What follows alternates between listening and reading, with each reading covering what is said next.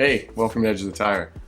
I'm Steve, and we are less than a week away from the kickoff to the Southern Downs Road Racing Championship run by the Motorcycle Sportsmen of Queensland. Commonly asked question that we get from people looking to get into road racing is what modifications need to be made to a machine in order to make it race legal. So today, we're going to be looking at some bike tech with the Clubs R3 here behind me. We're going to go over what needs to be on the bike in order to pass scrutineering, as well as a few performance-related things that are a good place to spend your money on. So let's jump into it. So here's our racing motorcycle. As I mentioned, this is the Club's Yamaha R3. And the first thing that stands out when you take a look at this bike is that we are not running the stock bodywork on this machine. These are fiberglass race fairings and are very common. You'll see things like this out of the track all the time. You can run factory fairings. However, there is one caveat to that I'll show here in a little bit. It has to do with the belly pan. Other things to note here is that we have our race number shown on the front of the machine, and in at least one other location on this bike, we have the numbers down on the side on the belly pan. You'll often see them up on the tail as well. So the belly pan on the bikes has to be completely self-contained and like a container that can hold fluid. So this is a non-negotiable thing in order to pass scrutiny. There are many different types of belly pans for various bikes that will fit up to factory fairings or can be fit up to a bike without any bodywork at all. But the important part here is that if you do have a fluid leak, this can contain most, if not all, of that fluid, so none of it goes down on the track. So I'm going to show you here what this looks like on the inside. Just a quick snap here, and we're going to get this off. And here we are. So this is the belly pan. As you can see, this is completely self-contained and will hold fluid. You'll notice that there are two drain plugs at the bottom. They're plugged up with these rubber stoppers. We have to have two rubber stoppers, one on each side. This is to be removed in the event of a wet race, so the belly pan doesn't fill up with rainwater. The next thing to point out while we're down here is the engine crash guards. We've got one on each side. We'll see the other side here in a few minutes. But the idea here is that we've got these guards here in place in case the bike ends up on its side and we keep the engine off of the pavement and out of the track. While we're here on this side, we're going to take a look at the shark fin. This is a device that needs to be affixed to the swing arm as such to prevent any foreign objects from being pulled into the chain going around the rear sprocket that could either cause the rear wheel to stop suddenly or damage said object or person if it got pulled into the sprocket. And one final last thing here on the left side of the bike is the coolant bottle. This is the overflow bottle for the radiator in case the engine gets warm, and as the coolant starts to expand, it will fill up this container. We have to have this in place, and we have to have its outlet or its overflow drain going into another container. So again, the idea here is that we're preventing any foreign fluids from falling onto the track and possibly being a danger to us and or other riders. On the subject of engine cooling, it's also important to point out that we cannot run traditional automotive coolant. Most people will run straight water or some sort of race additive like a Penrite 10/10 or water wetter, something similar. We can't run any glycol-based products because they would fall on the track in the event of a crash or a mechanical malfunction.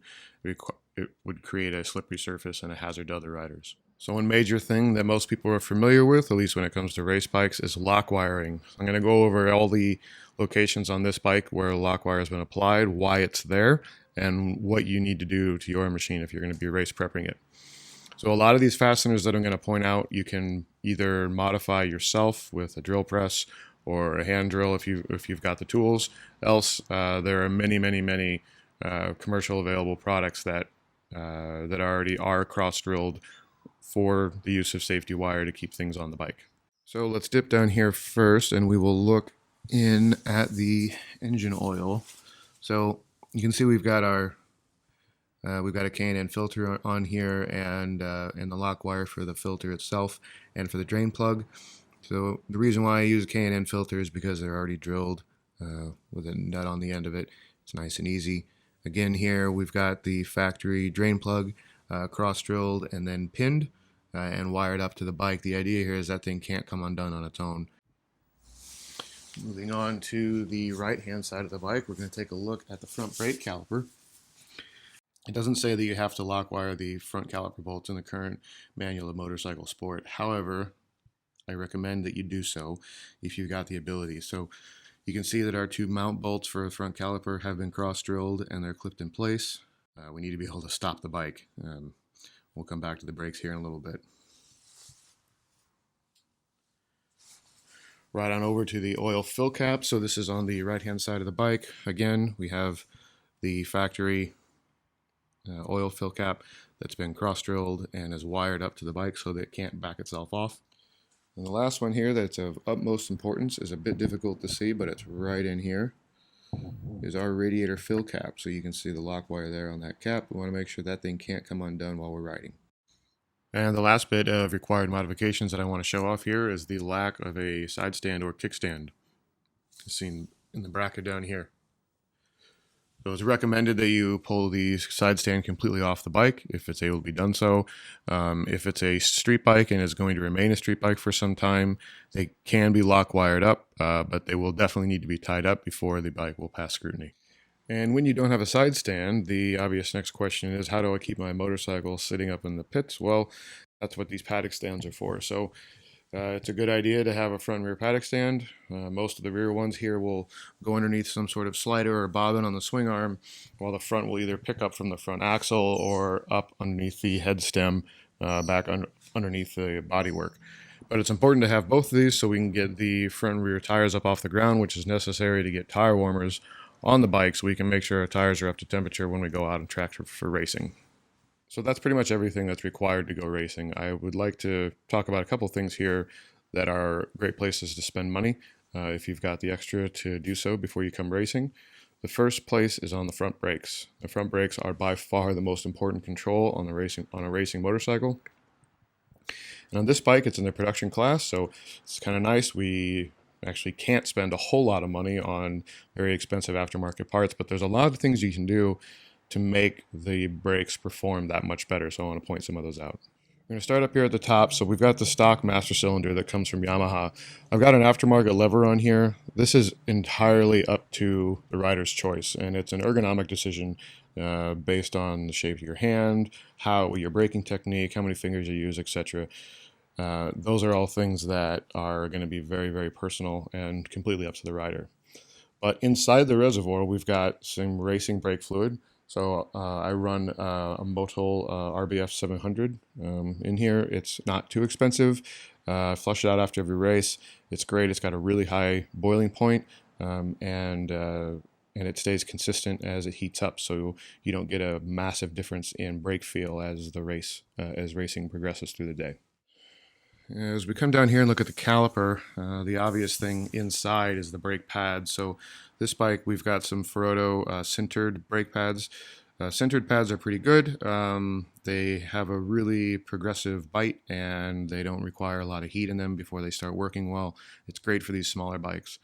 If you're going to start using a more aggressive pad, something like a Brembo Z04 or something similar, there is a warm-up time and the brakes will initially kind of feel wooden before they get there.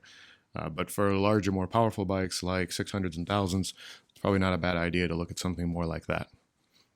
Additionally, you can see here we have gotten rid of the stock rubber brake hose and we've replaced it with a nylon lined stainless steel core brake hose. These are great because they don't expand and stretch as things get hot, which is very important for that finger feel up at the lever. One last thing I'd like to point out here on the brakes before we move on is the front lever guard that we have here. It's not required, but it's highly recommended to have one here. The idea is that if you do come in contact with another rider, this device will take the hit rather than it activating your front brake or worse, breaking off your front brake lever. The next thing I'd like to point out is the major touch points on the bike for the rider. So we've got the clip-ons or the handlebars up front, and we've got the rear sets or the foot pegs down on the bottom.